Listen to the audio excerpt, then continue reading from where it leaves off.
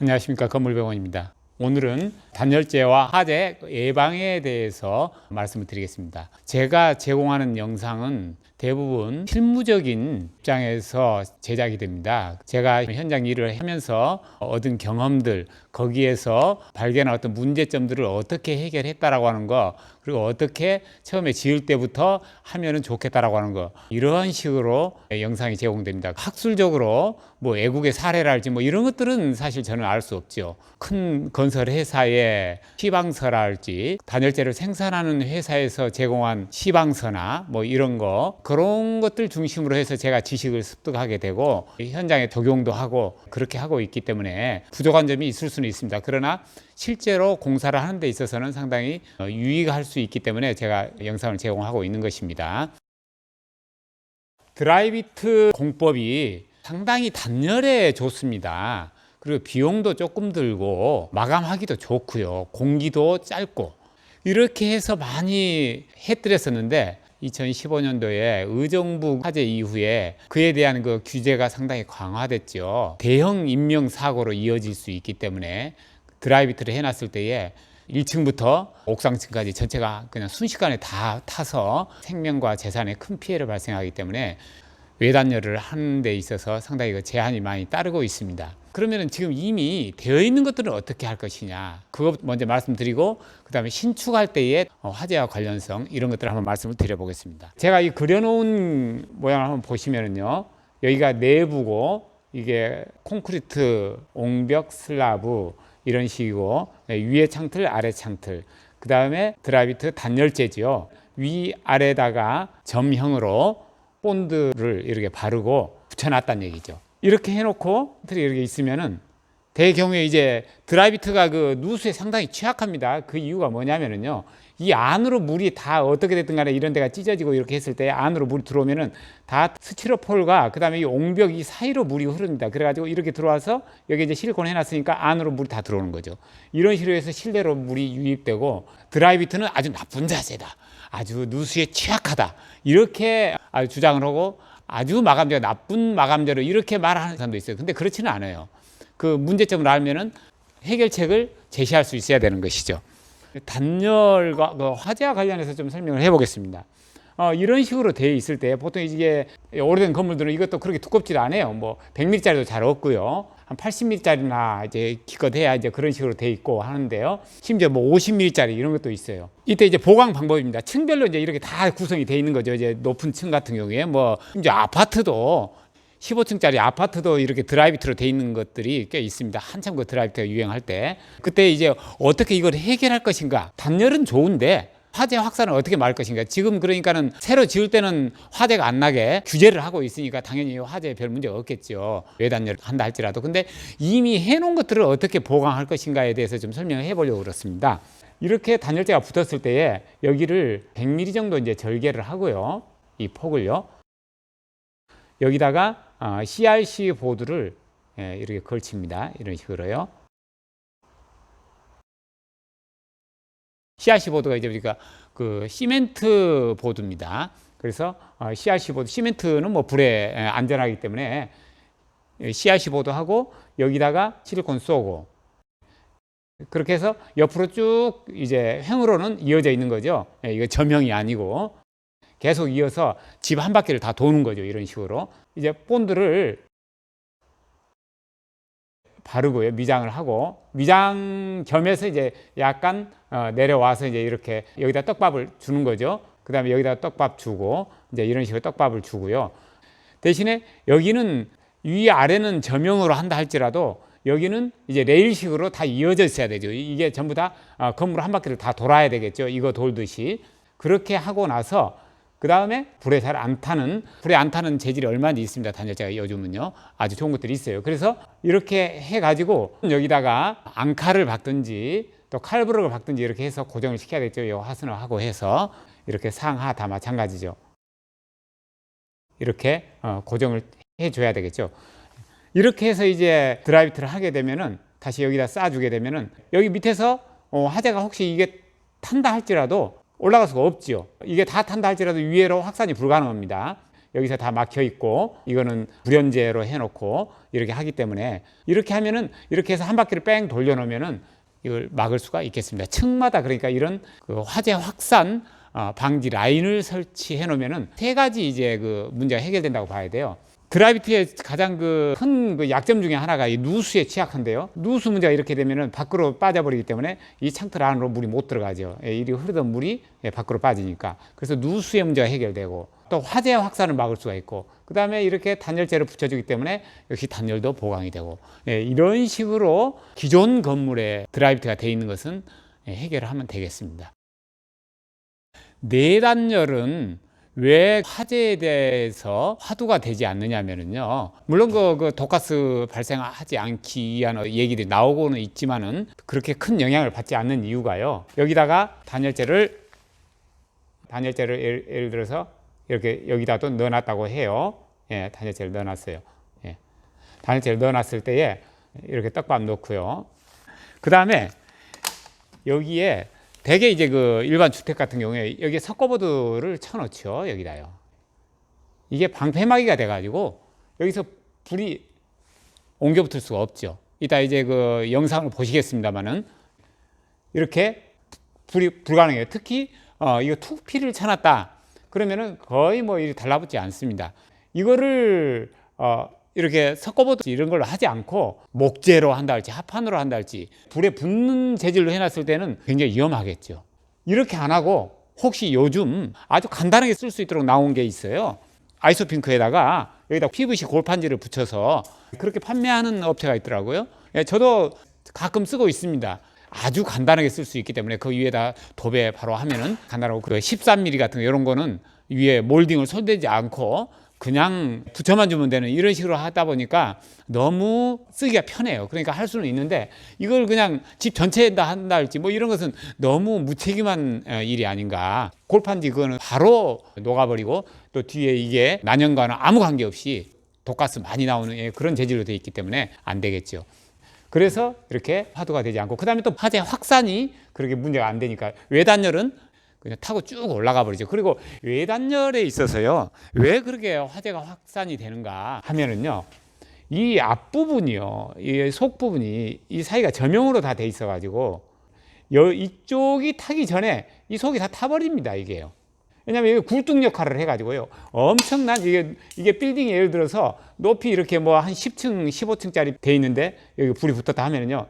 압력이라는 게 상상 초월입니다. 굉장히 빨리 여기서 올라가요, 이게요. 이제 드라이비트 누수돼서 가서 공사할 때 꼭 이런 식으로 해서 해결을 하는데요. 이렇게 찢어가지고 이렇게 해줍니다. 이거 띄어내면은요, 여기 굉장합니다, 이 압이, 올라오는 압이.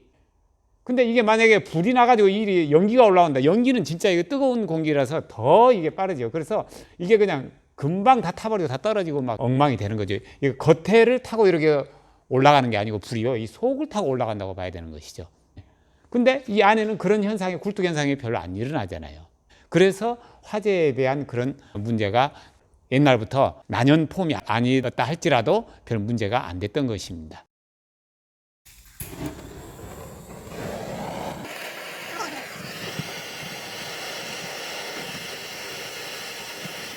이거는 석고보드가 있고 내단열의 경우에 석고보드로 마감했을 때 어떻게 되는지 보여드리는 겁니다. 화재가 났을 때에 과연 뒤에 단열재에 어떤 영향을 주는 건지 이걸 보기 위해서 촬영을 하는 거예요.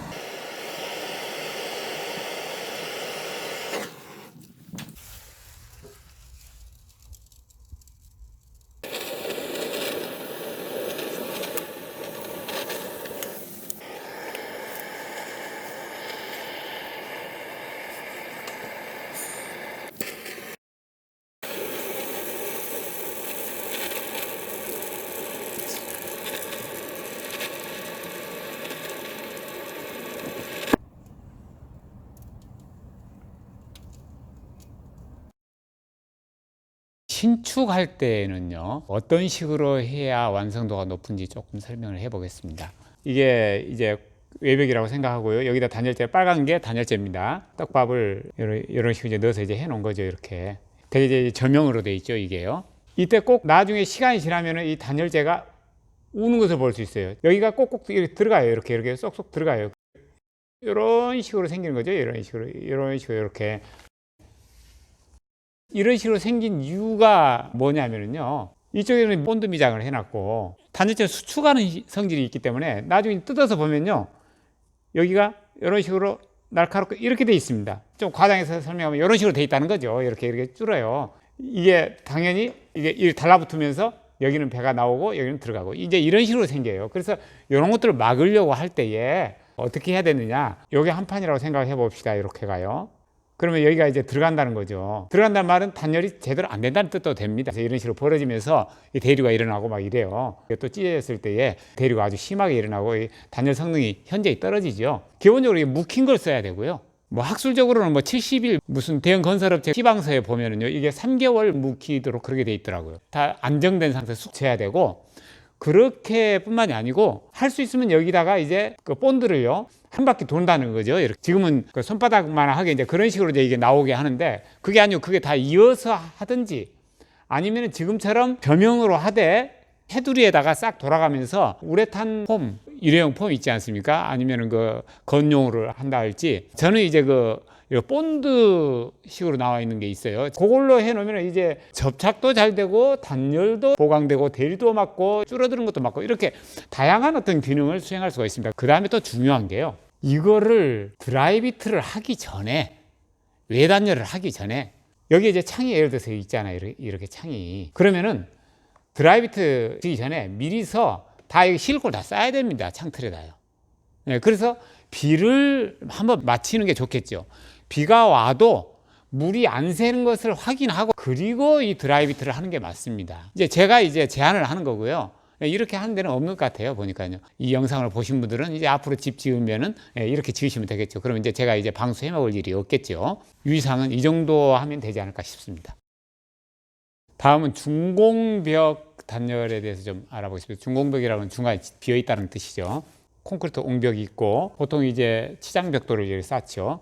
그때 이 단열재를 넣을 때에 이 사이가 떨어져 있으면은 안 됩니다.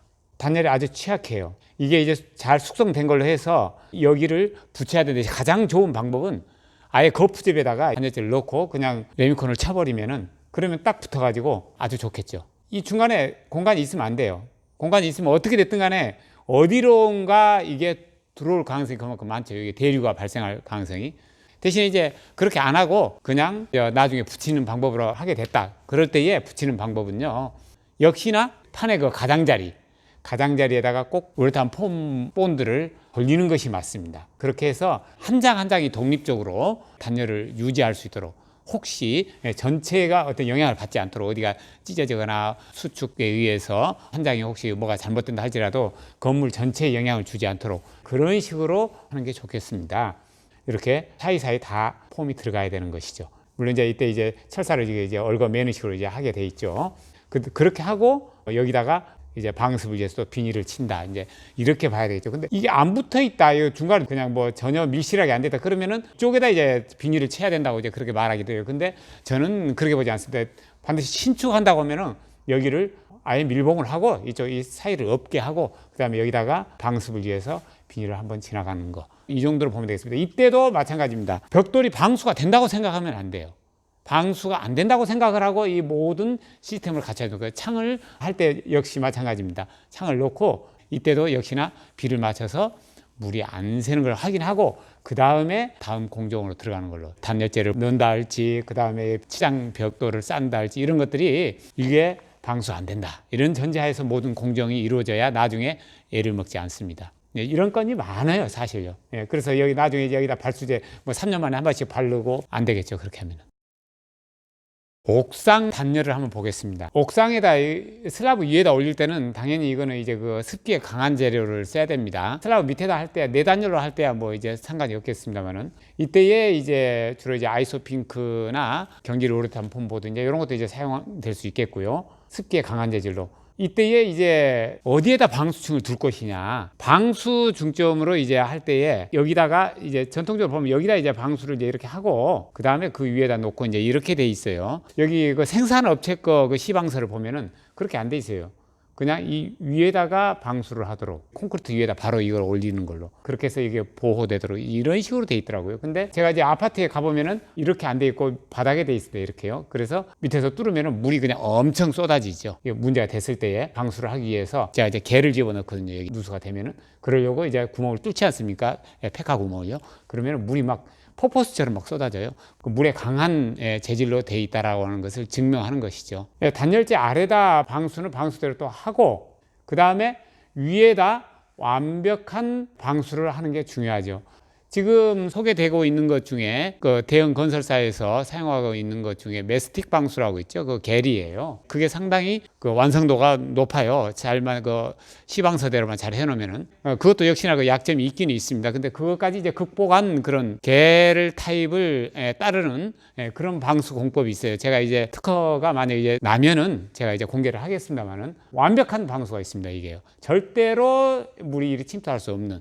말해서 건물을 헐기 전에는 침투할 수 없는 방법이 있어요. 그냥 저 메스틱이랄지 그렇게 해도 되긴 돼요. 이렇게 방수해 놓고, 그 다음에 제가 이제 또 말씀드리려고 하는 것은 뭐가 있냐면요, 이 부분을 물이 통과할 수 있다라는 전제하에서 설계가 이루어져야 됩니다. 우수관이요, 이런 식으로 이제 이렇게 돼 있죠. 일반적으로 여기다 이제 무근을 치고 이런 식으로 돼 있는데, 그렇게 할 게 아니고 이거는 이것들을 이렇게 하고 여기에다가 다시 이렇게 해서 이중으로, 만약에 물이 통과한 물이 있을 때는 이렇게 빠져나가고, 그 다음에 우수는 여기 방수층 위에서 흐르는 물은 이렇게 빠져나갈 수 있도록, 그러니까 이중 구조죠. 물이 나가는 구멍을 하나 더 만들어 놓는다는 거죠, 밑으로. 그래서 여기서 만약에 통과했다 물이, 그러면 이렇게 빠질 수 있도록 이게 필요합니다. 다음은 이제 그 바닥 단열을 한번 살펴보겠습니다. 이 바닥 단열은 대부분 요즘 그 신축하면은 기포 시멘트를 많이 쓰죠. 그 상당히 그 취약점의 하나가, 건물이라고 하는 것이 배관이 이제 우리나라 그 주택에는 많이 깔려 있지 않습니까? 난방배관이 이렇게 다 깔려 있는데 온수, 냉온수 그런 것들도 있고, 만약에 누수 한번 됐다 그러면 이게 다 젖어버려요. 그렇게 또 물이 또 빠져나갈 때도 없어요. 반지하 같은 경우는 이건 정말로 감당이 안 되죠. 그때는 이제 집수정을 이제 만들어놔야 되는 건데, 이런 것들을 고려해서 이 물이 빠질 수 있는 통로를 꼭 만들어놔야 됩니다. 어떤 단열로 하든 간에 마찬가지입니다. 물이 빠질 수 있는 통로를 항상 옥상 이런 거 하듯이 이것도 마찬가지예요. 바닥 단열도 항상 빠질 수 있도록, 만약에 이게 젖었다, 집 안에서 누수가 됐다 그러면은 이제 기포 시멘트 같은 경우는 물 한번 먹어버리면은 이거 마르려면은 이건 그야말로 거의 불가능해요. 위에 마감재가 있기 때문에 뭐 장판이 있건 뭐가 있든 간에 다 덮여 있잖아요. 이렇게요. 그러니까는 이거는 안 마른다고 봐야 돼요. 그러면은 너무 피해가 크잖아요. 이 열어놔도 또 잘 마르지도 않고요. 이 물이 어디론가 잘 빠질 수 있도록 해놓고 그렇게 하고 열어놔야 이게 더 가능하고, 상시적으로 언젠지 이렇게 해놔야 또 혹시 터졌더라도 그 근처만 조금 젖고 말 수 있고요. 바로 빠질 수 있도록. 빠지는 통로를, 좋은 방법이 뭐냐, 이때 제가 이제 제안하는 겁니다. 여기다가 배수판을 깔으라는 거예요. 그걸 싹 깔아놓고, 그 다음에 그 위에다 이제 단열, 뭐 기포 시멘트 뭐 이런 것들을 해놓으면은, 만약에 물이 들어온다 할지라도 머리 전체가 다 엉망이 안 되고 그 주변만 엉망되고 바로 밑으로 물이 빠질 수 있도록, 그렇게 해서 이 물은 또 별도로 또 빠진 통로가 있어야 되겠죠. 그럴 때 물이 차오르면은 이거 허당이에요. 그러니까 바로 빠질 수 있도록 이런 시스템을 갖추는 게 좋겠습니다. 그 다음에 또 바닥 단열을 기소에다 이제 하기도 하는데, 이거는 사실은 별 의미가 없을 것 같아요. 여기다요. 그러니까는 기소 밑에 들어가면은 이게 뭐 단열과 아무 관계없는, 거의 뭐 무관한 그러한 이 단열재가 되기 때문에 여기다 넣는 것은 별로다. 여기까지입니다. 그 별장이나 전원주택을 지을 때는요, 숲과 관련되는 경우가 많습니다.